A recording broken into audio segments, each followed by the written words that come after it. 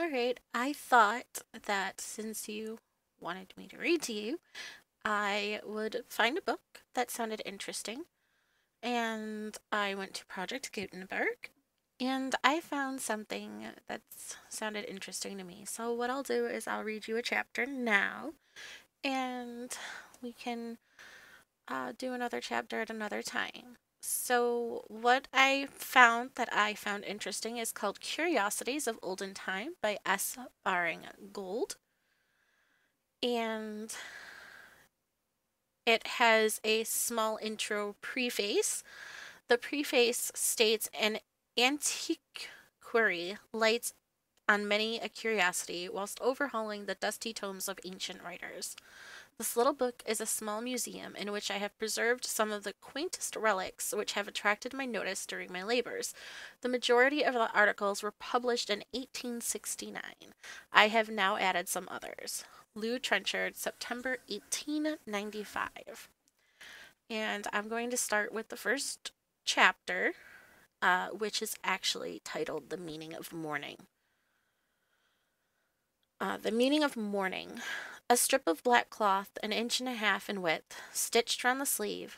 That is the final or perhaps penultimate expression, for it may dwindle further to a black thread of the usage of wearing mourning on the decease of a relative.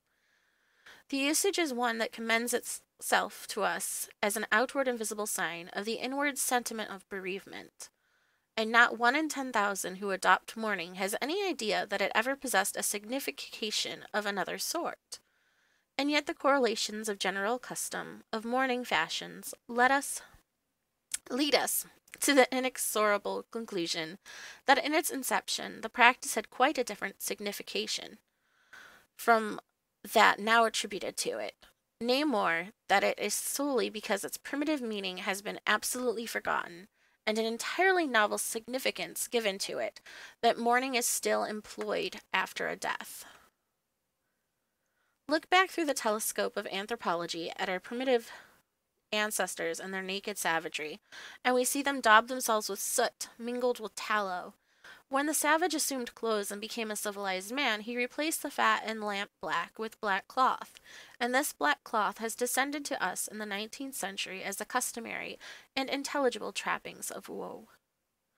The Chinaman, when in a condition of bereavement, assumes white garments, and we may be pretty certain that his barbarous ancestor, like the Andaman Islander of the present day, pipe-clayed his naked body after the decease and funeral of a relative. In Egypt, yellow was a symbol of sorrow for a death, and that points back to the ancestral nude Egyptian having smeared himself with yellow ochre. Black was not the universal hue of mourning in Europe. In Castile, white obtained on the death of its princes. Herrera states that the last time white was thus employed was in 1498, on the death of Prince John. This use of white in Castile indicates chalk or pipe clay as the daub affected by the ancestors of the House of Castile in primeval times as a badge of bereavement. Various explanations have been offered to account for the variance of color. White has been supposed to denote purity, and to this day white gloves and hatbands and scarves are employed at the funerals of a young girl, as in the ballad of the bride's burial. A garland fresh and fair of lilies there was made, in signs of her virginity, and on her coffin laid. 6 pretty maidens all in white did bear her to the ground. The bells did ring in solemn swing, and made a doleful sound. Yellow has been supposed to symbolize that death is the end of human hopes, because falling leaves are sere. Black is taken as the privation of light, and purple or violet also affected as a blending of joy and sorrow. Christian moralists have declaimed against black as heathen, as denoting an aspect of death devoid of hope, and gradually purple is taking its place in the trappings of the hearse, if not of the mourners, and the pall is now very generally violet. But these explanations are afterthoughts, and an attempt to give reason for the divergence of usage which might satisfy, but these are really no explanations at all. The usage goes back to a period when there was no such refinements of thought. If violet or purple has been traditional, it is so merely because the ancestral Briton stained himself with woad on the death of a relative. The pipe, clay lamp, black, yellow ochre, and woad of the primeval mourners must be brought into range with a whole series of other mourning usages, and then the result is something of an eye-opener. It reveals a condition of mind and an aspect of death that causes not a little surprise and amusement.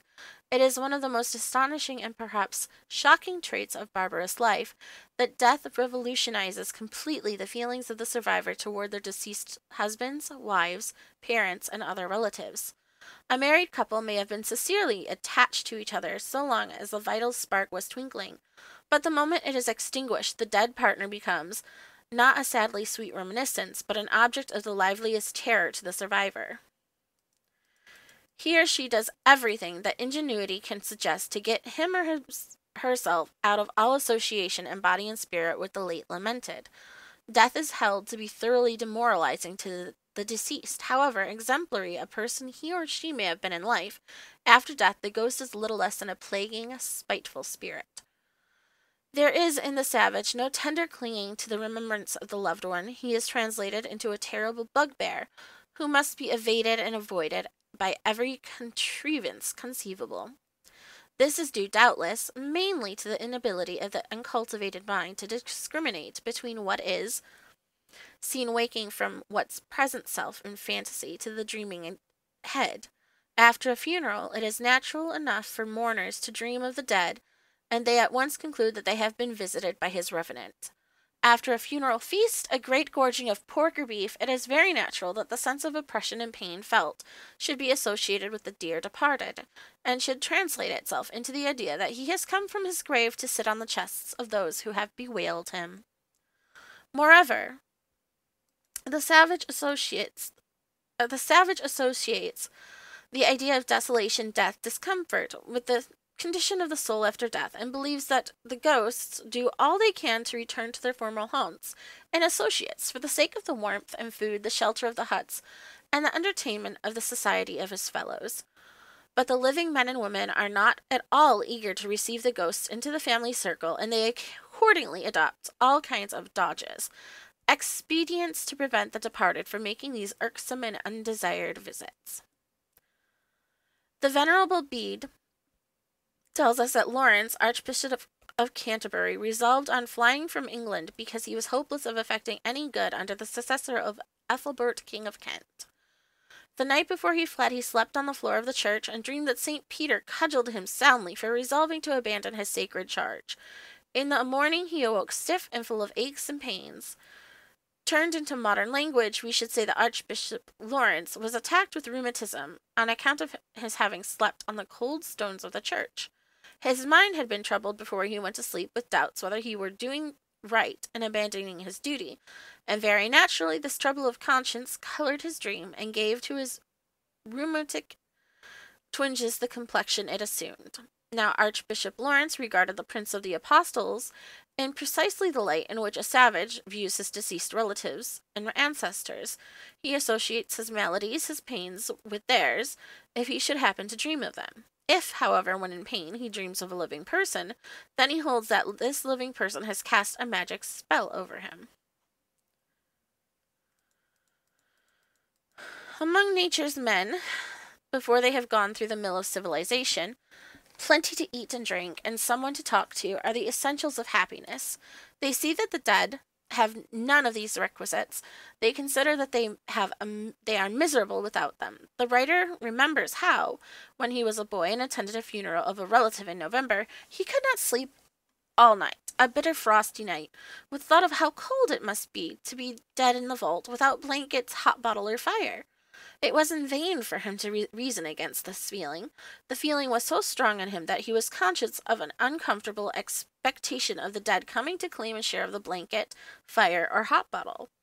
Now the savage never reasons against such a feeling, and he assumes that the dead will return as a matter of course, for what he cannot have in the grave. The ghost is very anxious to assert its former rights. A widow has to get rid of the ghost of her first husband before she can marry again. In Parma, a widow about to be remarried is pelted with sticks and stones, not in the least because the Parmans object to remarriage, but in order to scare away the ghost of number 1, who is hanging about his wife, who will resent his displacement and her affections by number 2.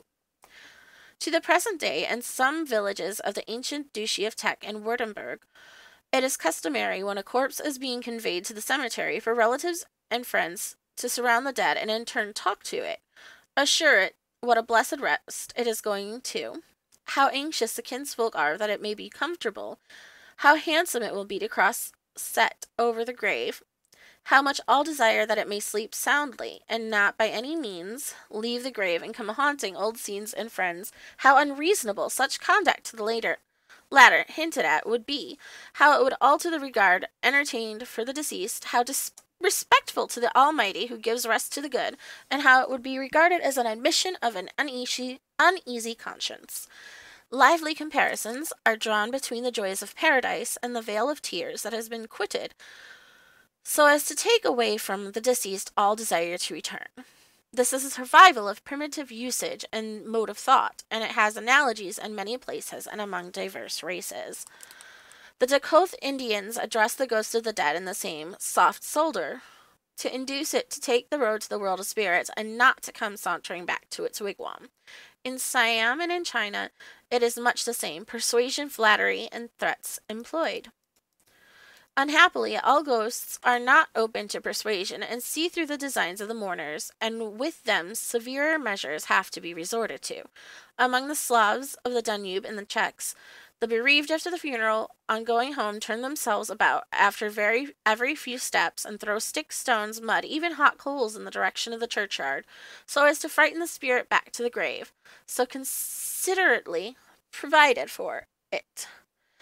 A Finnish tribe has not even the decency to wait till the corpse is covered with soil. They fire pistols and guns after it as it goes to its grave and lies in it. In Hamlet, at the funeral of Ophelia, the priest says, for charitable prayers, shards, flints, and pebbles should be thrown on her. Unquestionably, it must have been customary in England thus to pelt a ghost that was suspected of intention to wander. The stake driven through the suicide's body was a summary and complete way of ensuring the ghost would not be troublesome. Those Finns who fired guns after a dead man had another expedient for holding him fast, and that was to nail him down in his coffin. The Arabs tie his legs together, the Wallachs drive a long nail through the skull, and this usage explains why many skulls have been exhumed in Germany, thus perforated. The Icelanders, when a ghost proved troublesome, opened the grave, cut off the dead man's head, and made the body sit on it. That, they concluded, would effectively puzzle it how to get out. The Californian Indians were wont to break the spine of the corpse so as to paralyze his lower limbs and make walking impossible. Spirit and body, to the unreasoning mind, are intimately associated. A hurt done to the body wounds the soul. Mrs. Crowe, in her Night Side of Nature, tells a story reversing this. A gentleman in Germany was dying. He expressed great desire to see his son, who was a ne'er-do-well and was squandering his money in Paris. At that same time, the young man was sitting on a bench in the Bois de Boulogne with a switch in his hand. Suddenly he saw his old father before him. Convinced he saw a phantom, he raised his switch and cut the apparition once, twice, and thrice across the face, and it vanished. At the moment of dying, the father uttered a scream and held his hands to his face. My boy, he is striking me again, and he died. The Algonquin Indians beat the walls of the death chamber to drive out the ghost. In Sumatra, a priest is employed with a broom to sweep the ghost out. In Scotland and in North Germany, the chairs on which a coffin has rested are reversed, lest the dead man should take the fancy to sit on them instead of going to his grave. In ancient Mexico, certain professional ghost ejectors were employed, who after a funeral were invited to visit and thoroughly explore the house once the dead had been removed, and if they found the ghost lurking about in corners or in cupboards or under beds anywhere, to kick it out.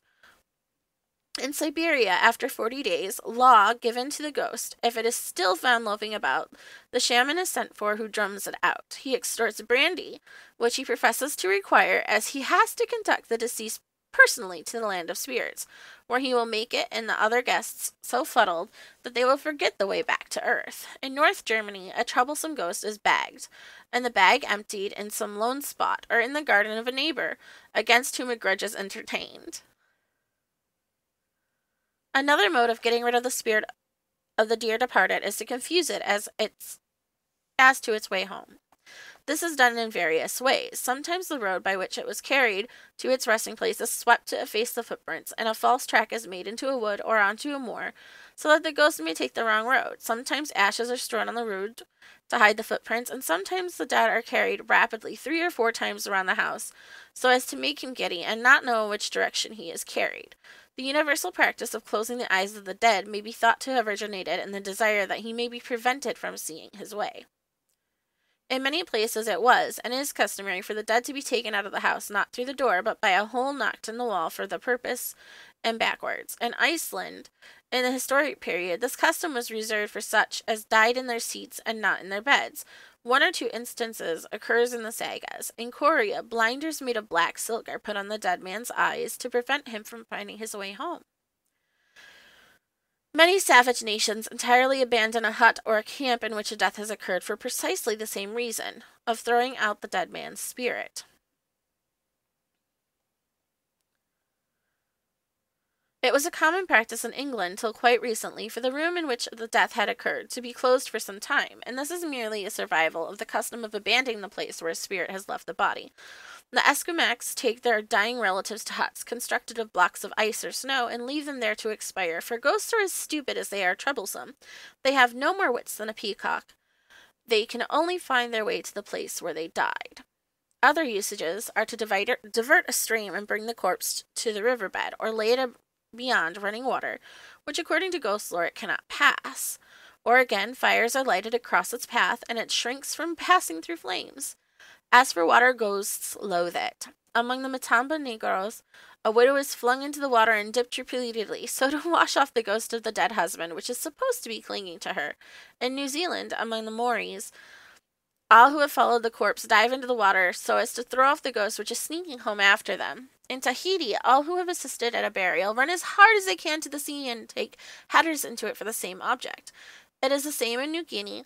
We see the same idea reduced to a mere form in ancient Rome, where in places of the dive through water, a vessel of water was carried twice round those who followed the corpse, and they were sprinkled. The custom of washing and purification after a funeral, practiced by the Jews, is a reminiscence of the usage, with a novel explanation given to it. In the South Pacific, in the Hervey Islands, after death, men turn out to pummel and fight the returning spirit, and give it a good drubbing in the air. Now perhaps the reader may have been brought to understand that the sundry mourning costumes originally meant. They were disguises whereby to deceive the ghost so that they might not recognize and pester with their undesired attentions the relatives who live. Indians who are wont to paint themselves habitually go after a funeral totally unbedecked with color. On the other hand, other savages daub themselves fantastically with various colors, making themselves as unlike what they were previously as is possible. The Koreans, when in mourning, assume hats with low rims that conceal their features. The Papuans conceal themselves under extinguishers made of banana leaves. Elsewhere in New Guinea, they envelop themselves in a wickerwork frame, in which they can barely walk.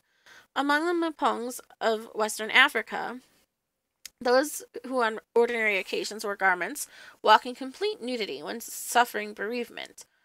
Valerius Maximus tells among the Lycians it was customary in mourning for the men to disguise themselves in women's garments. The custom of cutting the hair short, and of scratching and disfiguring the face, and of rending the garments all originated from the same thought, to make the survivors irrecognizable by the ghost of the deceased. Pluchart asserts that the Sasse, after its death, went down into pits and hid themselves for days from the light of the sun. Australians, widows, near the northwest bend of Murray, shave their heads and plaster them with pipe clay, which, when dry, forms a close-fitting skull cap. The spirit of the late lamented, on returning to his better half, does not recognize his spouse, or is so disgusted with his appearance, he leaves her forever. There is almost no end to the expedients adopted for getting rid of the dead. Piles of stones are heaped over them, they are buried deep in the earth, they are walled up in natural caves, they are enclosed in megalithic structures, they are burned, they are sunk in the sea, they are threatened, they are cajoled, they are hoodwinked. Every sort of trickery is had recourse to throw them off the scent of home and of their living relations. The wives, horses, dogs slain and buried with them, the copious supplies of food and drink laid on their graves, are bribes to induce them to be content with their situation. Nay, further, in many places, no food may be eaten in the house of mourning for many days after an interment. The object, of course, is to disappoint the returning spirit, which comes seeking a meal, finds none, comes again next day, finds none again, and after a while desists from returning out of sheer disgust. A vast amount of misdirected ingenuity is expended in bamboozling and bullying the unhappy ghosts, but the feature most striking in these proceedings is a unanimous agreement in considering these ghosts as such imbeciles. When they put off their outward husk, they divest themselves of all that cunning which is the form that intelligence takes in the savage. Not only so, but although they remember and crave after home comforts, they absolutely forget the tricks they had themselves played on the souls of the dead in their own lifetime. They walk and blunder into the traps which they had themselves laid for other ghosts in the days of their flesh. Perhaps the lowest abyss of dunderheadedness they had been supposed to reach is when they made to mistake their own identity. Recently, in Menton, a series of prehistoric interments and caves have been exposed. They reveal the dead men as having had their heads daubed over with red oxide of iron. Still, extant races of savages paint, plaster, and disfigure their dead. The prehistoric Greeks masked them. The Aztecs masked their dead deceased kings, and the Siamese do still. We cannot say with absolute certainty what the object is, but we are probably not far out when we conjecture that the purpose is to make the dead forget who they were when they looked at the reflection in the water. There was a favorite song sung some 60 years ago relative to a little old woman who got muzzy. Whilst in this condition, some naughty boys cut her skirts at her knees. When she woke up and saw her condition, "Lawk," said the little old woman, "this never is me." And certain ancient peoples treated their dead in something the same way. They disguised and disfigured them, so that each ghost waking up might exclaim, "Lawk, this never is me," and so, having lost its identity, did not consider it had a right to revisit its old home and molest its old acquaintances. And that is the end of the first chapter. Right.